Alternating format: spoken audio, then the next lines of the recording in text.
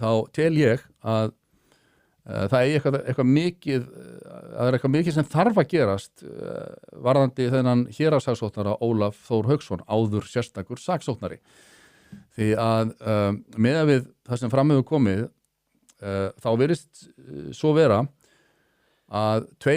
einstaklingar sem voru starfsmenn hjá sérstakur saksóknara hafi sko í bókstaflegum skilningi þeirra merkingar verið fleygt undir rútuna af yfirmanni sínum Ólafi Þór Haukssoni vegna þess að það kemur á daginn að sko sérstakur saksóknari og starfsmenn hans voru á sama tíma og þeir voru að rannsaka sakborninga í hrunmálum að þá voru þeir að starfa með slitastjórnum sem eru einkafyrirtæki Þrotabú, Glitnis og Milestone og þessara fyrirtækja sem eru að reyna að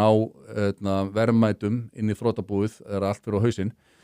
og þetta er alltaf kolólöglegt. Þú getur ekki verið með lögregluna í prívat þjónustu þinni sem einkafyrirtæki en það er þannig og Jón Óttar lýsir því mjög ítarlega hvernig það var allt gert með samþykki og í raun og veru eftir fyrirskipunum sérstaks saksóknara og Gríms Grímssonar sem var yfirmaður yfir þessum lögreglumönnum og þegar að það kemst upp það er að segja þegar að verjendur sakborninga í bankarhrunsmálunum fara að fetta fingur út í þetta og segja, heyrðu, byrju, hvað er í gangi þetta? Eru starfsmenn sérstaks saksóknara að vinna fyrir slitastjórnum? Þetta gengur ekki upp. Að þá býr Ólafur Þór Hauksson til ákveðna flettu til þess að fría embættið. Hann hefur metið þess eins og að störf sérstaks saksóknara eru svo mikilvæg. Við megum ekki láta þessi mistök verða okkur að falli. Þannig að ég einangra vandamálið í 2 starfsmenn og læt þá taka skellin. Og þetta það eru þeir 2 hérna. Það eru annar þeirra látin í dag frekar ósmekklegt hvernig hann er dreginn inn í þetta allt saman en óhjákvæmilegt enga síður en það er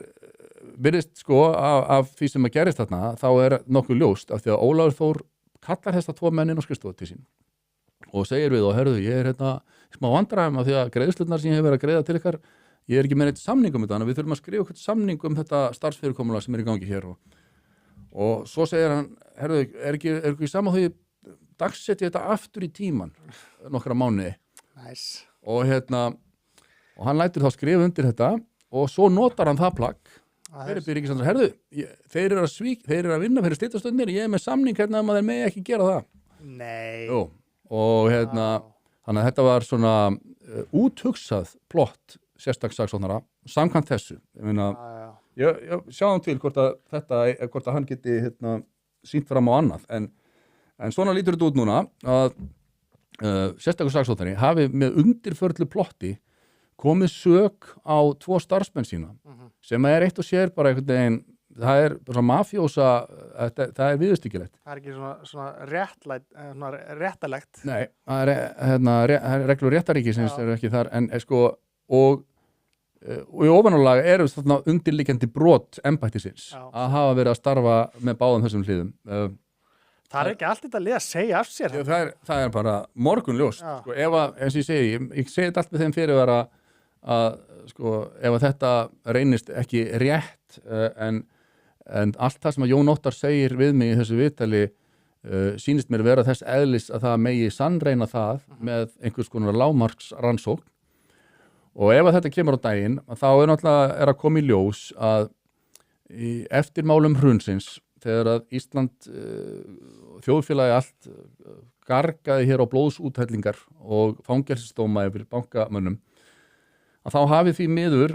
hið opinbera og réttarvörslukerfið og lögreglan mist sig í gleðinni. Það er að segja tilgangurinn helgar meðalið hefur orðið einkennis motto þeirra og þeir hafa ákveðið að ýta til hliðar ákveðnum leikreglum réttaríkisins til þess að ná sínu fram. Hvort sem að það hafi verið með góðum hug eða ekki, að þá er það bara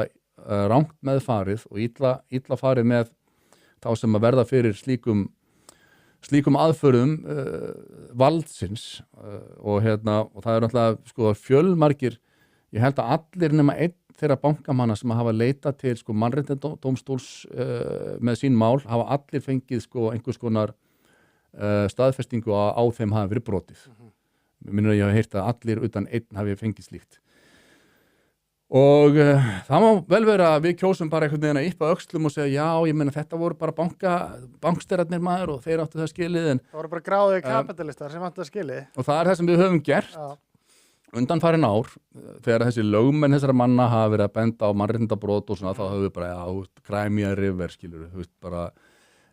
en ég held, ég að skynja það núna að það viðhorf sko eigi ekki eftir að sko fljúga öllu lengur. Nú komið að skuldadögum og þeir sem að jú vissulega töldu sig vera í mjög göfugum leiðangri og málstað að refsa fyrir bankahrunið að það að koma á daginn að þeir hafi farið fram úr sjálfum sér og það illilega síðan þetta sko náttúrulega þessi hráskinaleikur og yfirvarp og kasta starfsmönnum svona undir rútuna og rústa ferli þeirra náttúrulega sem lögreglumanna og afbrotafræðings og lögfræðingur sem að bara líf þeirra fer í vaskin allt til þess bara einhvern veginn að embætti sérstakt saksóknara haldi andlitinu. Það verulega gróft ef rétt reynist. Kæru vinir, takk fyrir að horfa á stutt brot úr Harmageddon. Við minnum á, það kostar ekkert að brosa og það kostar heldur ekkert að subscribe á YouTube-brásun okkar. En ef þú vilt sjá þáttinn í fullri lengd þá ferðu inn á broadcast.is og nærðir í áskrift. Takk fyrir.